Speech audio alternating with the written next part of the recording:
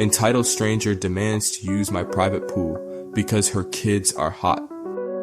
Living in a suburban area with a backyard pool is usually a blessing, especially during the brutal summer months we've been having. It's our little oasis, a place for my family and friends to cool off and relax. We keep it clean, maintained, and it's definitely not a public amenity. Yesterday afternoon, I was out back with my kids and a couple of their friends, enjoying the water. The gate to our backyard is usually latched but not locked, as we have a fence all around. Suddenly, the gate creaks open and a woman I've never seen before walks in, followed by two kids who look about the same age as mine. She had this look on her face like she owned the place, no greeting, no asking permission. She just scanned the pool area, then looked at me with a sort of expectant glare. "Oh, good, you're using it," she said, as if my using my own pool was somehow inconvenient. "My kids are absolutely sweltering. Can they jump in? They won't be long, maybe an hour or two." I was honestly speechless for a second. My immediate thought was, is this a joke? But her expression was dead serious. Her kids were already starting to take off their t-shirts, looking eager. I'm sorry," I finally managed to say, "but this is a private pool. It's my backyard. You can't just walk in and use it." Her face immediately soured.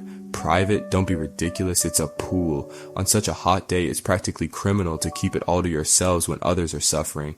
My little ones are about to get heat stroke."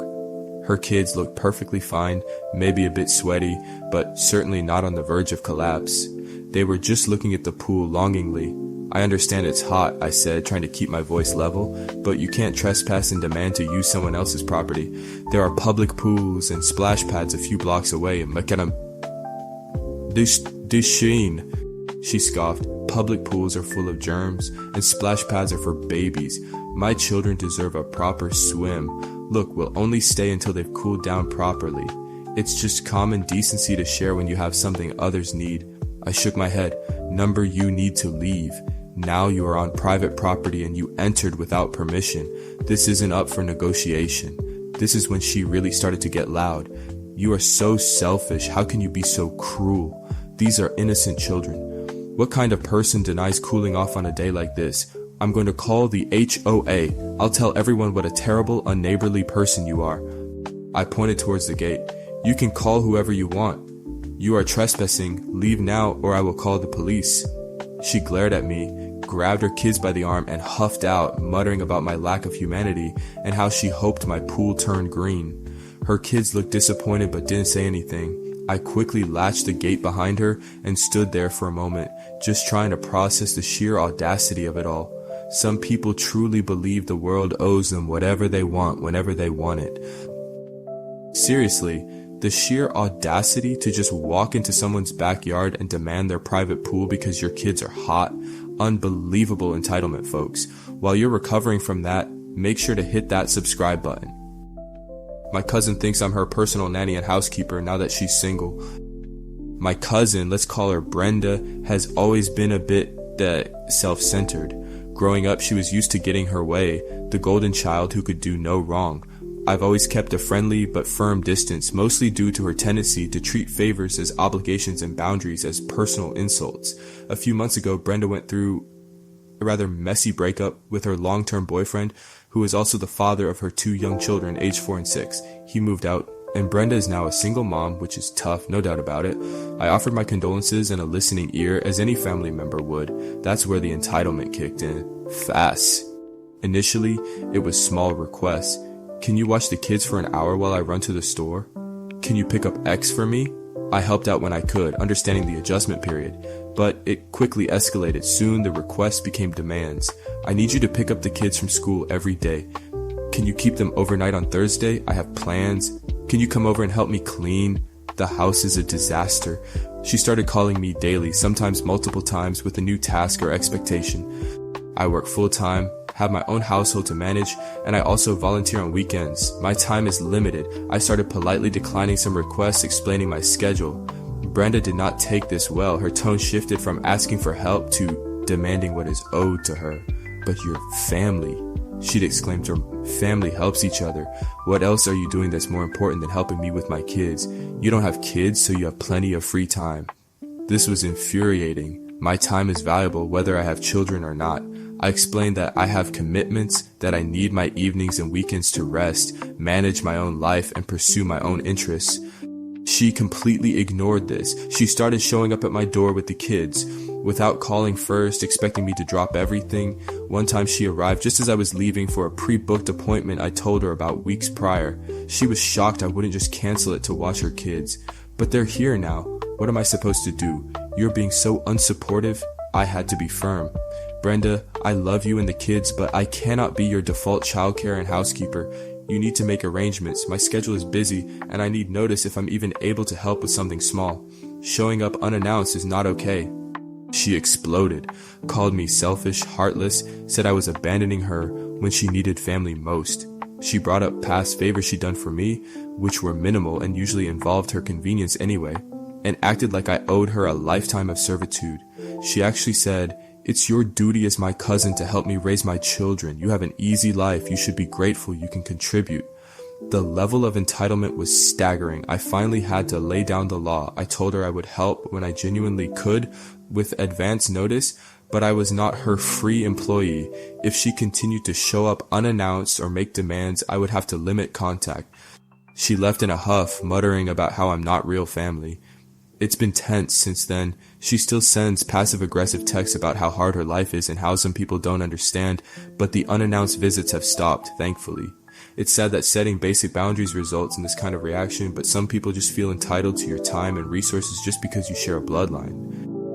Customer demands a refund on a fully eaten meal because he didn't enjoy the experience. I work at a mid-range casual dining restaurant. We get all sorts of customers, mostly lovely, some less so, but this one last week took the cake in terms of sheer entitlement. A man came in alone, seemed perfectly normal. He was seated, looked over the menu, ordered an appetizer, a main course, and a drink. Standard stuff. I brought out his appetizer. He ate it all, seemed fine. I brought out his main course, a pretty substantial dish. He ate every single bite. Clean plate. He finished his drink, asked for a refill, which I provided. He sat there for a bit, scrolling on his phone. When I came over to clear his plate and asked if he'd like dessert or the check, he said, "Just a check."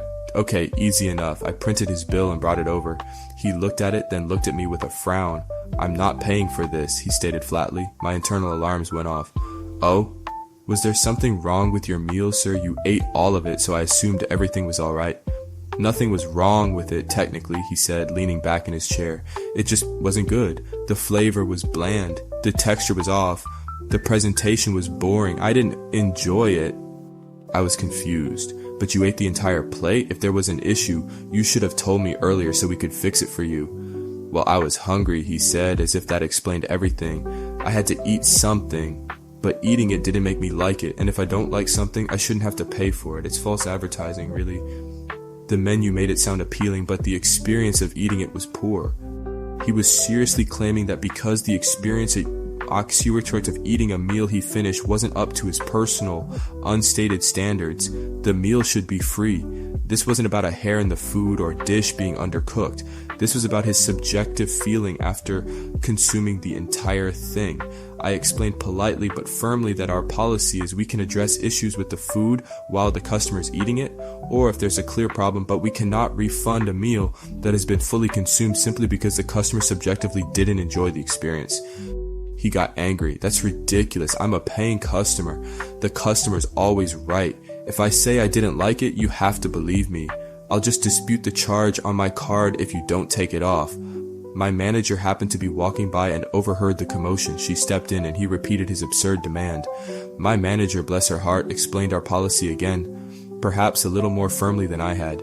She pointed out that eating the entire dish strongly implies satisfaction, or at least that the issue wasn't significant enough to warrant not eating it or mentioning it at the time.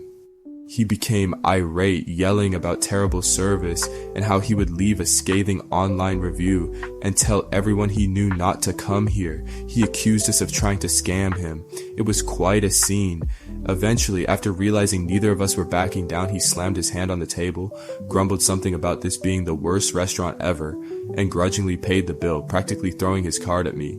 He left looking absolutely furious, like we had personally wronged him by not giving him free food for his poor experience. Some people truly believe they are entitled to consume goods and then refuse payment based on their mood afterwards. Didn't enjoy the experience? Buddy, you ate the whole thing. That was the experience. Woman lets her dog pee on multiple items in a store and throws a fit when asked to pay or leave. I work in a boutique-style home goods and gift shop. It's a smaller store, lots of delicate items, textiles, rugs, and things that can easily be damaged. We have a clear service animals-only policy posted at the entrance, but even then, we prefer they are kept close and controlled. A woman walked in yesterday with a small dog on a retractable leash, letting it wander about 4 feet ahead of her.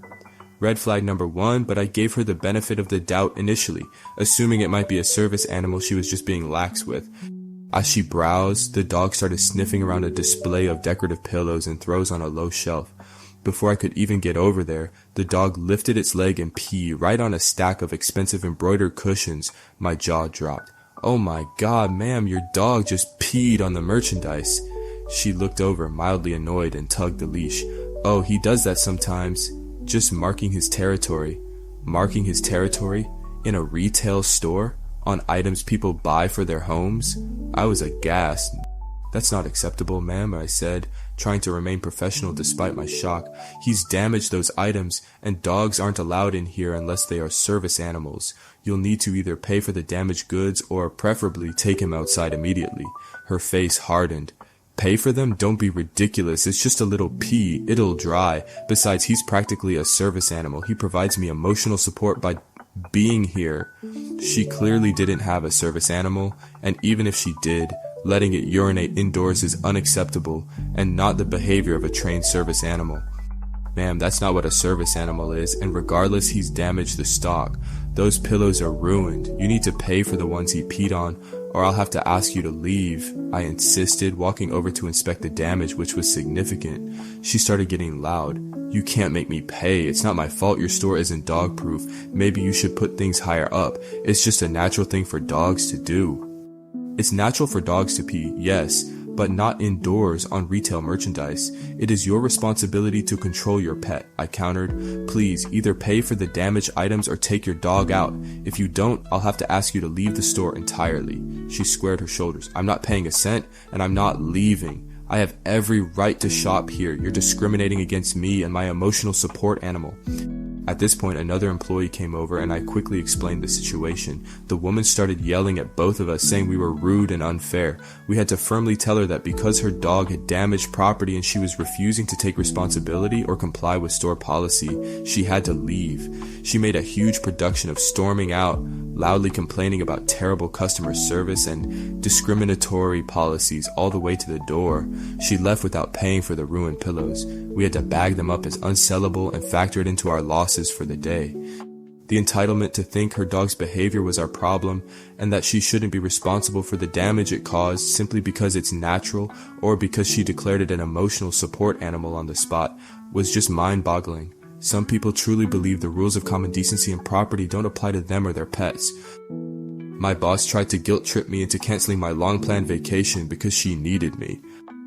I've been working at my current job for a few years now. It's a decent place, usually pretty laid back, but things can get hectic. I've always done my best, been reliable, and rarely take time off outside of my allotted vacation days. Last year, my family planned a major trip overseas for this summer, a big reunion and a chance to visit relatives I haven't seen in years. It's a significant trip involving flights, accommodation, and activities booked months in advance. I requested the time off well over 6 months ago, and it was approved without any issues by my direct manager at the time.